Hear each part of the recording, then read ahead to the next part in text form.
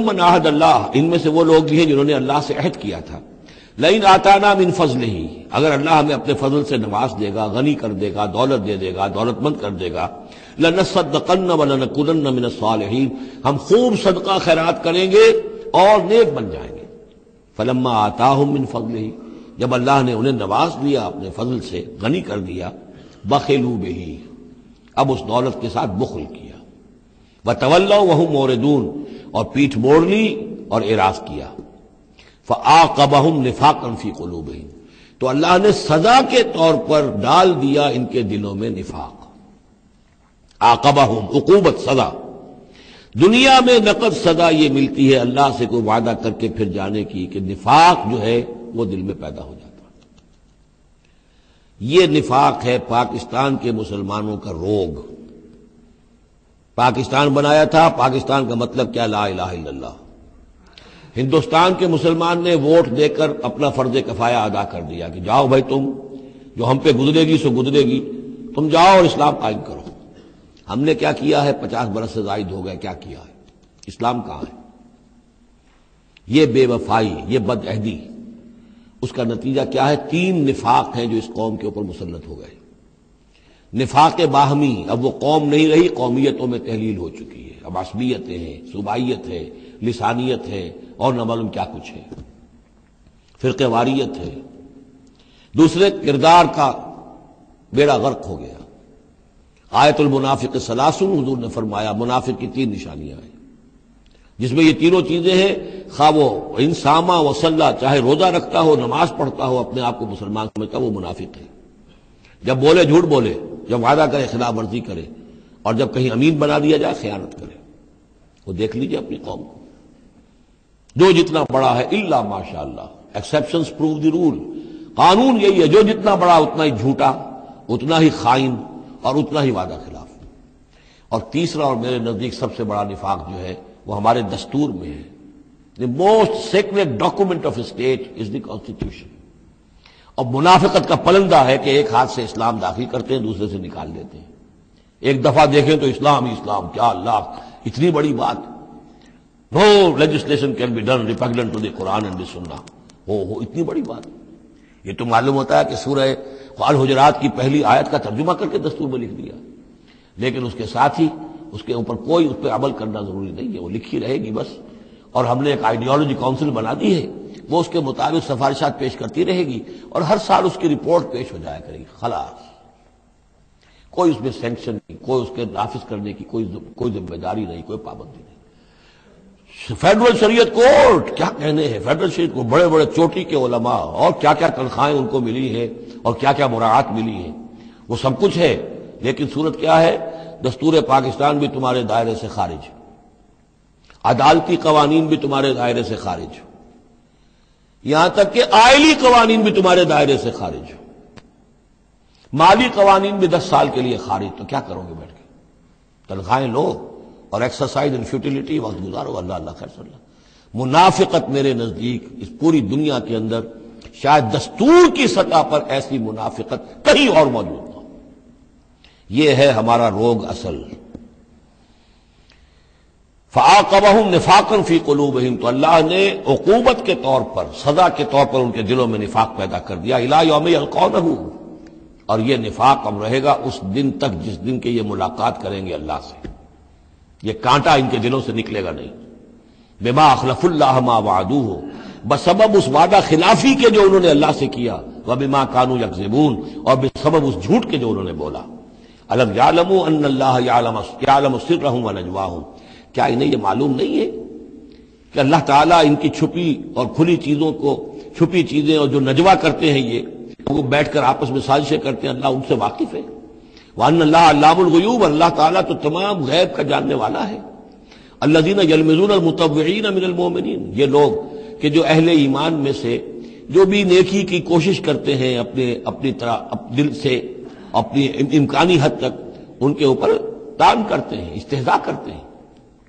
جب حضور نے فرمایا تھا کہ اب یہ بڑی مہم ہے، اب جو بھی کچھ لا سکتے ہو پیش کرو، گویا کہ جدید اسلام میں ہم کہیں گے چندے کی اپیل کی، ڈونیشنز چاہیے، تو ایک ابو عقیل انصاری تھے، انہوں نے یہ کیا کہ کچھ نہیں تھا ان کے پاس، ساری رات مزدوری کی ایک باغ میں جا کر، اور وہ کھینچ کھینچ کر کنویں سے پانی باغ کو سیراب کیا.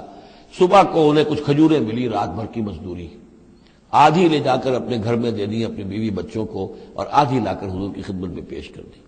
حضور نے فرمایا کہ یہ جو کھجوریں ہیں یہ پورے ڈھیر کے اوپر پھیلا دو، یہ سب پر بھاری ہیں. لیکن وہاں جو منافق تھے انہوں نے اب فقرے چست کرنے شروع. جی ہاں، ان کھجوروں کے بغیر تو یہ مہم چل ہی نہیں سکتی تھی، کیا کہنے صاحب، یہ تو بہت بڑا صدقہ انہوں نے کیا ہے، بہت بڑا معاملہ ہے. تو یہ اب تانے دے رہے ہیں، ان کا دل دکھا رہے ہیں. الذين يلمزون المتطوعين من المؤمنين في الصدقات والذين لا يجدون الا جهدهم، وہ بیچارے کہ جن کے پاس اپنی محنت مشقت کے سوا کچھ ہے ہی نہیں. فیسخرون منهم، ان سے مذاق کرتے ہیں، ٹھٹے کرتے ہیں. سخر اللہ منهم، اللہ تعالیٰ ان کا مذاق اڑائے. ولہم عذاب علیم، اور ان کے لیے دردناک عذاب ہے. استغفر لہم، اب یہ سخت ترین آیت ہے قرآن مجید میں منافقین کے لیے. یا وہ تھی جو سورہ نساء میں تھی، ان المنافقین فی الدرک الاسفل من النار، منافق آگ کے سب سے نچلے طبقے میں ہوں گے. کیا یہ ہے استغفر لہم، اے نبی اب آپ ان کے لیے استغفار کریں، او لا تستغفر لہم، یا ان کے لیے استغفار نہ کریں.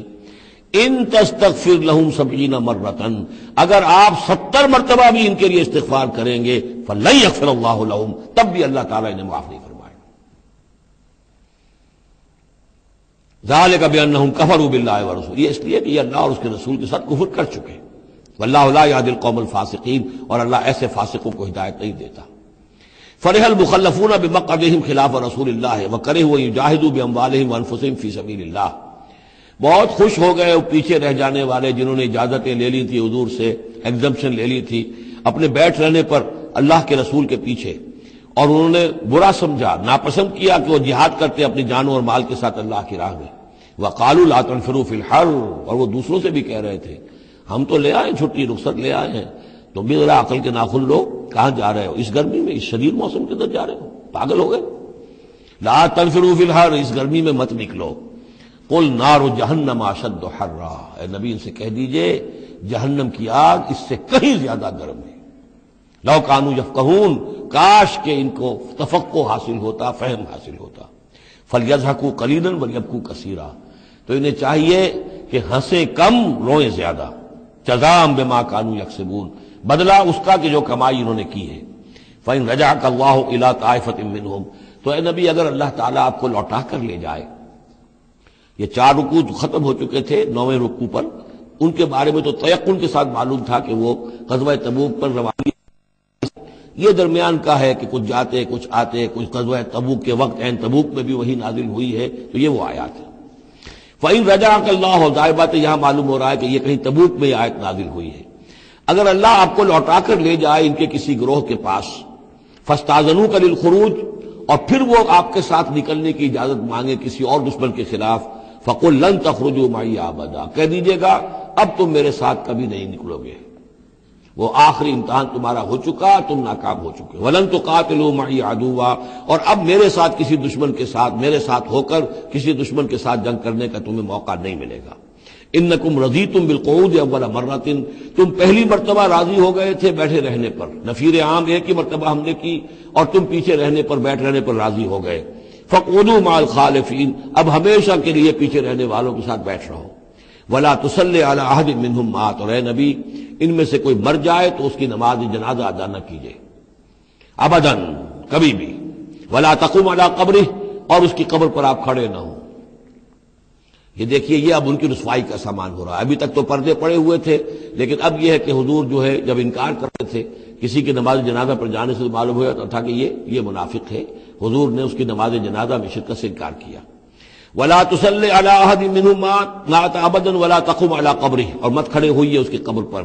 انہم کفروا باللہ ورسولہ، یقیناً انہوں نے کفر کیا ہے اللہ اور اس کے رسول کے ساتھ. وماتوا وهم فاسقون، اور وہ مرے ہیں اسی حال میں کہ وہ نافرمان تھے.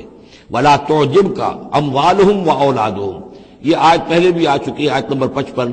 صرف وہی ایک فرق ہے اس میں، وہاں فلا تعجبک، یہاں ولا تعجبک. آپ کو زیادہ پسند نہ آئیں، اچھی نہ لگے، نہ ان کے اموال نہ ان کی اولاد. انما یرید اللہ ان یعذبہم، یہاں لام کی بجائے ان آ گیا ہے. اللہ چاہتا یہ ہے کہ انہیں عذاب دے انہی چیزوں کے ذریعے